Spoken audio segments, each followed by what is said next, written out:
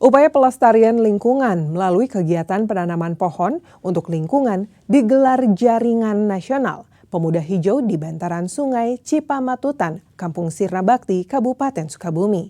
Jenis pohon yang ditanam beragam, mulai dari buah-buahan seperti durian dan alpukat hingga pohon keras seperti mahoni.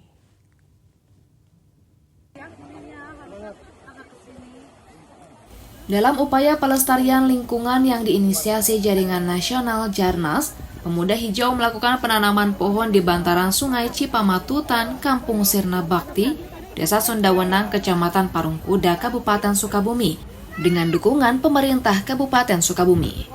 Kegiatan ini menjadi bagian dari komitmen bersama dalam menjaga kelestarian lingkungan dan mengurangi risiko bencana. Jenis pohon yang ditanam pun beragam, mulai dari buah-buahan seperti durian dan alpukat, hingga pohon keras seperti mahoni dan jengjing untuk penguat bantaran sungai. Penanaman ini sangat baik karena ditempatkan di bantaran sungai untuk mencegah erosi. Menurut Ketua Jarnas Indonesia Gondol Plus Ucu Borlak mengatakan, gerakan ini bertujuan menumbuhkan kepedulian pemuda terhadap lingkungan dan keberlanjutan hidup, karena lingkungan yang sehat merupakan syarat utama bagi keberlangsungan kehidupan manusia dan makhluk hidup lainnya. Penanaman dilakukan secara simbolis sebanyak 350 pohon dengan target keseluruhan mencapai 1.500 pohon. Melaksanakan penanaman bekerja sama dengan seluruh Forkopimda sini. Bapak Ibu, teman-teman, terutama anak muda. Jaringan nasional ini menggapai seluruh elemen, terutama anak muda, itu tujuannya.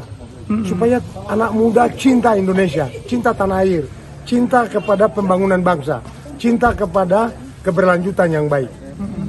Saya lihat era sekarang orang rusak. Saya tidak mau, Pak. Saya mengedukasi pengetahuan ini, saya ajak Bapak Ibu semua, mari Pak kita nanam Pak. Hari ini kita tugasnya menanam, tidak ada tugas lain. Sementara Ketua Jarnas Sukabumi Denny Abdillah menjelaskan, pemilihan lokasi penanaman didasarkan pada kondisi lingkungan secara makro, khususnya kawasan hulu dan bantaran sungai yang rentan terhadap kerusakan. Denny menyebut, berbagai jenis pohon sengaja dipilih agar selain berfungsi ekologis, juga memberikan manfaat ekonomi bagi masyarakat. Kami bersama-sama menggalakkan untuk menanam pohon. Kami juga punya jargon di Jawa Barat yang dikomandani oleh pimpinan kami Gubernur Jawa Barat adalah saurang satangkal, artinya satu orang satu pohon.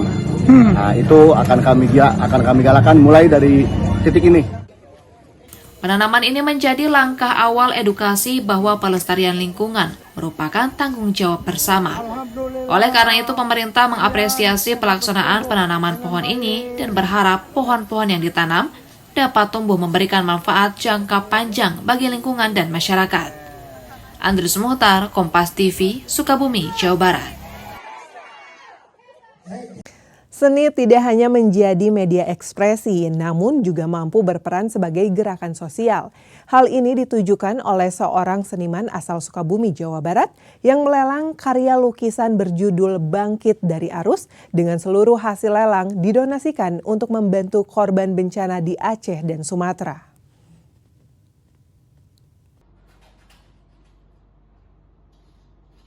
Merespon bencana yang terjadi di Aceh dan Sumatera, seorang seniman asal kota Sukabumi, Jawa Barat, melakukan aksi sosial dengan melelang karya lukisannya untuk didonasikan kepada para korban bencana.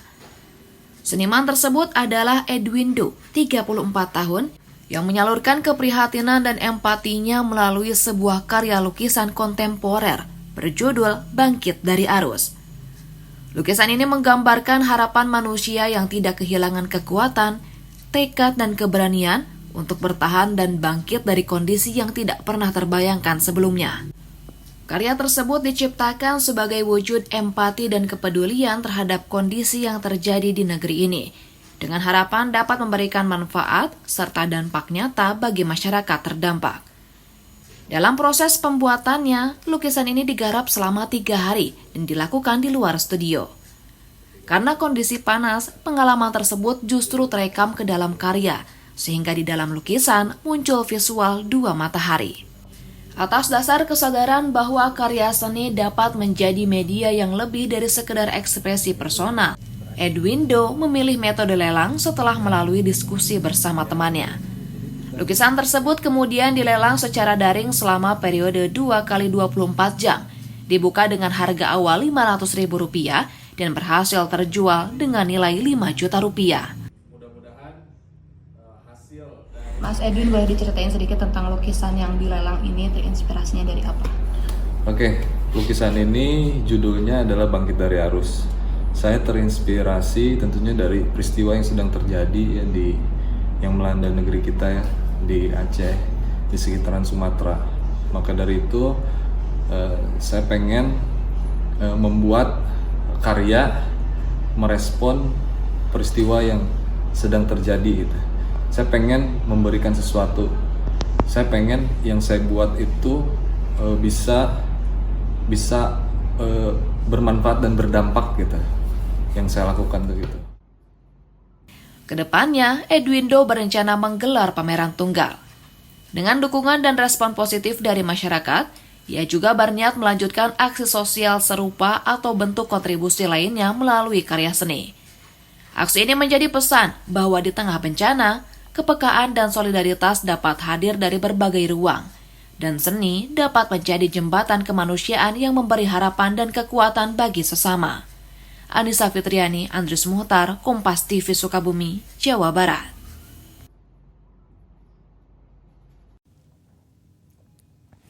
Pembangunan jembatan penghubung antara Kecamatan Wuluran dan Kecamatan Surade kini resmi dimulai. Jembatan ini merupakan instruksi langsung dari Panglima TNI menyusul putusnya jembatan lama akibat derasnya arus sungai.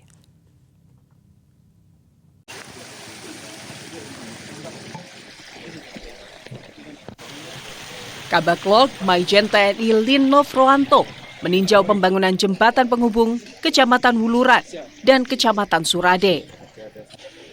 Jembatan ini merupakan akses vital bagi warga dua kecamatan untuk menjalani rutinitas setiap hari.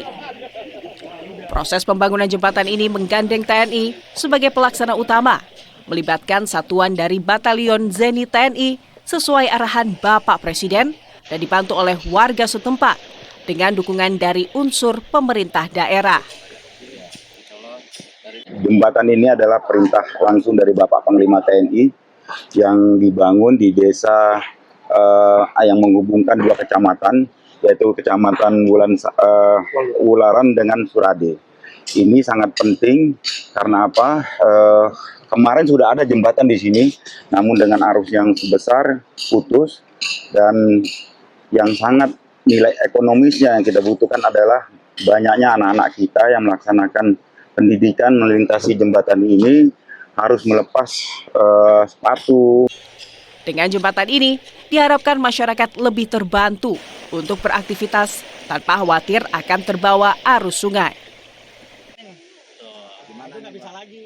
Yang mana hari ini telah datang langsung menyurvei keadaan dan pembangunan yang akan dilaksanakan jembatan penghubung dua desa dan sebetulnya 3 kecamatan dan izin.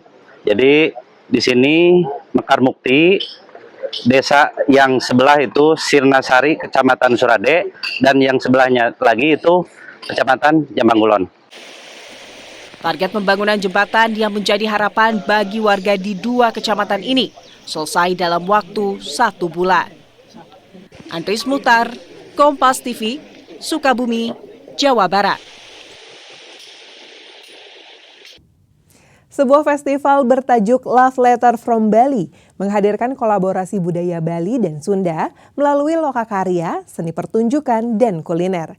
Kegiatan yang berlangsung di Bandung ini menjadi ruang untuk merawat tradisi Nusantara dan lebih dekat dengan masyarakat.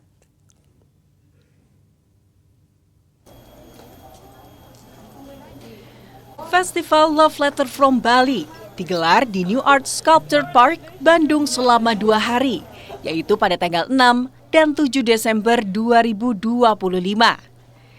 Acara ini menghadirkan perpaduan budaya Bali dan Sunda dalam satu ruang kreatif. Acara ini menyuguhkan lebih dari 13 lokakarya yang terbuka untuk umum, mulai dari pertunjukan tari, permainan tradisional, hingga kuliner yang berasal dari Bali dan Sunda. Parade Bale Ganjur dari Tabanan menjadi pembuka acara dengan lebih dari 60 performer yang didatangkan langsung dari Tabanan dan Ubud. Selain itu, ada kolaborasi seni antara Bali dan Sunda, termasuk sisingaan dan penampilan musik elektrik dengan sentuhan gamelan.